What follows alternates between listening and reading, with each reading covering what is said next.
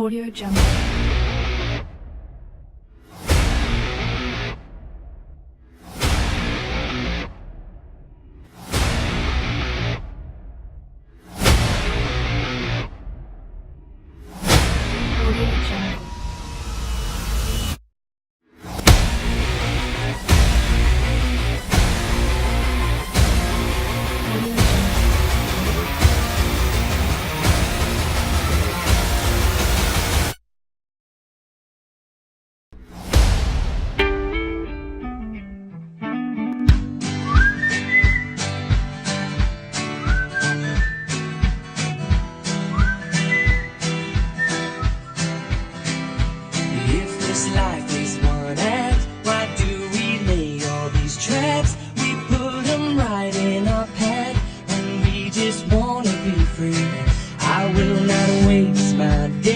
Making up all kinds of ways to worry about all the things that will not happen to me.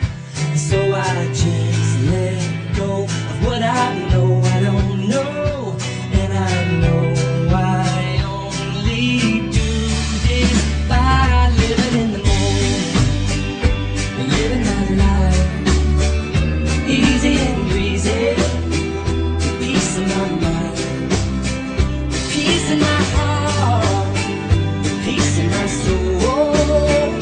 Wherever I'm going, I'm already home. Living in the moment,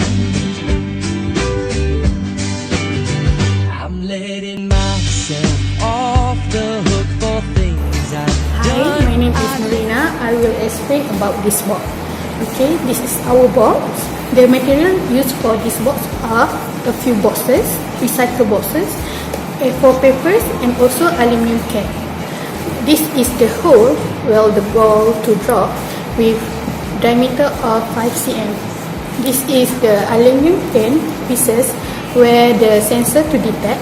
Lastly, we attach the transparent film so we can see the ball to drop. Thank you.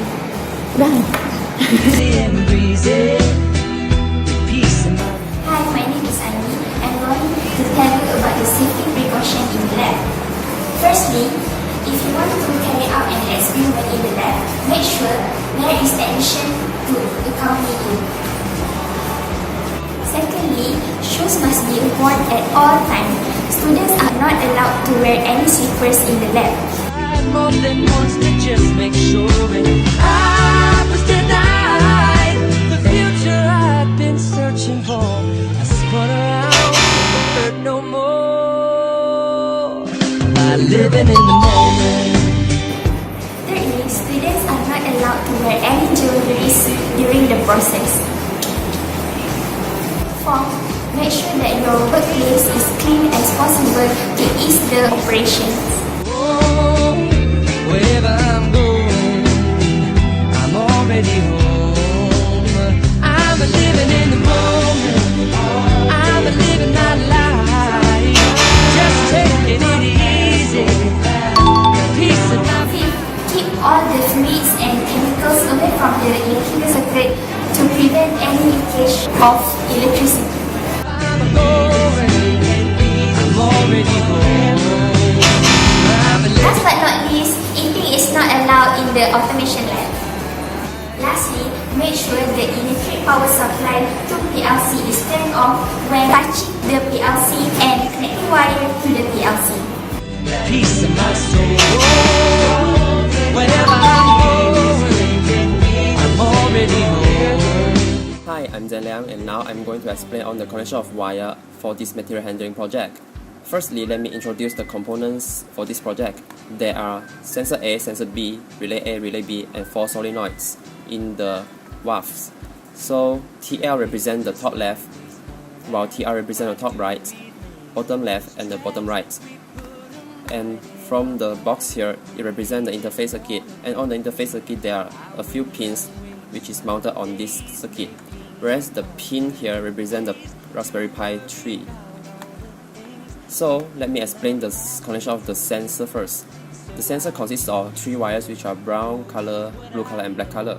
So the brown color represents the live wire and is connected to the 24 volts at the PLC, whereas the blue color wire will be connected to the negative terminal at the PLC, while the black color wire represents the neutral wire and is connected to a potential bridge which we form here.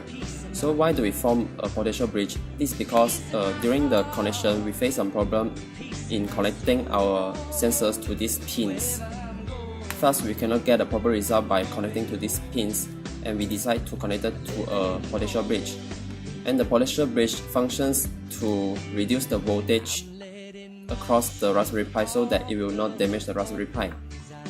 So one of the pin from the Raspberry Pi, which is pin 20, is connected to here with a resistor, and this resistor is to prevent the overload of the voltage to the Raspberry Pi. By connecting in this way, the Raspberry Pi can measure the potential difference across the 1500 resistor. Next, the relay is consisted of two wires which are orange and blue color wires. So the orange wire will be connected to the 24 volts, whereas the blue wire will be connected to the solenoid pin on the interface circuit. Besides that, above the solenoid pin, there is a GPIO pin and it is connected to the 17 pin on the Raspberry Pi, and this same goes to the relay B. For the solenoids in the valve, which consists of the red wire and the black wire, the red wire will be connected to the 24 volts at the PLC, whereas the black wire will be connected to the solenoid as well. From the GPIO, one is connected to one of the GPIO pin on the Raspberry Pi, which is 5, 6, 13 and 19. For this whole circuit, all of them is connected to the negative terminal at the PLC. So now let me explain on the connection of the relay. So the relay is consists of two wires as I mentioned just now. So one of it will be connected to 24 volt at the PLC, whereas the other one will be connected to the NPN transistor, which is located here. These are the transistors which we are using.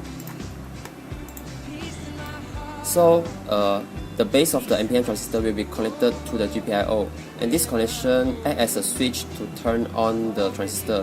When the GPIO pin is turned on, so the currents will only flow through to the ground. And this shows the connection of the relay A and B.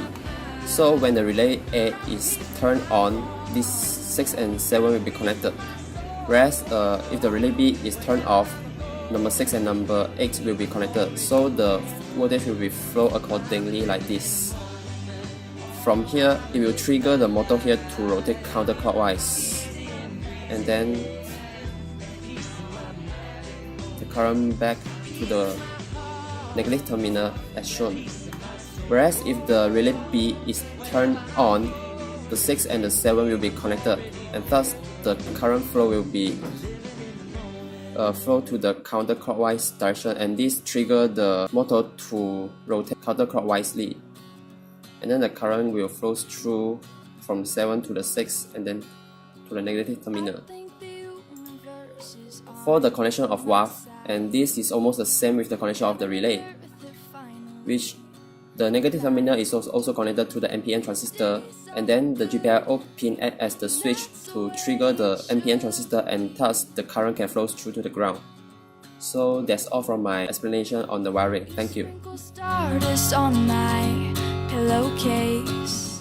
Hi, I'm Ying Heng. Now I'll explain about the coding that we will use in these projects. First, we will import the required libraries and functions to our program. Next, we will set the GPIO pin numbering as BCM mode. Next, we will declare variables to store the GPIO pin number. For relay A, we will use GPIO pin 17, relay B 27. For valve, we will declare an array to store the GPIO pin number. For top left valve, we will use GPIO pin 5, top right 6, bottom left 13, bottom right 19. For left sensor, we will use GPIO pin of 20, right sensor 21. Next, we will declare a variable which is indexed to represent the compartments which we will send the box to load the ball into the box. So 0 will represent the left compartment, 1 will represent the right compartment. Next, we will declare variable total to store the total number of balls initially. which will be loaded into the compartment. Next, we'll declare to be dropped variable to store the ball which will be loaded into the box during each turn. Next, we'll declare variable drop which consists of 2 cells to store the number of balls which has been dropped from each compartment. Then we will set the GPIO pin of relay as output. Next, we will set the GPIO pin of valve as output, and then we will set the GPIO pin of sensor as input. Then we will activate the valve in such a way that all valves will be outstroked so that we can load the ball. Next, we will activate relay B and relay A so that the box can be sent towards the first compartment. Then we will enter this while loop. The box will be moved towards the first compartment until the sensor of the first compartment senses the arrival of the box. Then we will stop the box and we will generate a random integer which range from 1 to 4 and store the integer into the to be dropped variable. Next, we will drop the ball in which the number of balls to be dropped will be equal to the random integer generated before. During each iteration of this for loop, 1 ball will be dropped. Then we will store the number of balls which has been dropped into the dropped array. Next, we will change the index to 1 so that the compartments can be moved towards the right, so that the box can be moved towards the right compartments. Then we will activate relay B in such a way that the box will be moved towards the right compartments, and then we activate the relay A to move the box. As long as there are still balls in any of the compartments, the while loop will be continued, and when one of the compartments is empty, this while loop will be broken due to the condition. Then we will move the box to another compartment so that all balls from the compartments can be loaded into the box through this coding. Finally, we will move the box towards the right side of the conveyor belts so that user can retrieve the box from there. Then we will stop the box and reset all the GPIO pin. That's all from me. Thank you. That hill behind my house. See what this place is all. Okay, now I'm going to explain how the operation works. So at first the relay A will be triggered and then the motor is on. So the container will move along the conveyor belt in the clockwise directions. Let me hear you say, Okay, when the metal strip is sensed by the sensor, so from our system, it will randomly pick a number from 1 to 4. So the number picked is 3, so 3 balls will be dropped.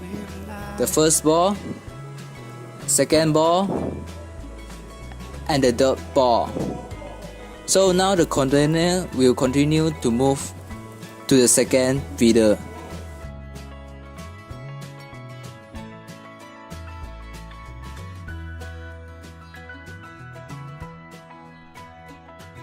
gonna turn my enemies into friends.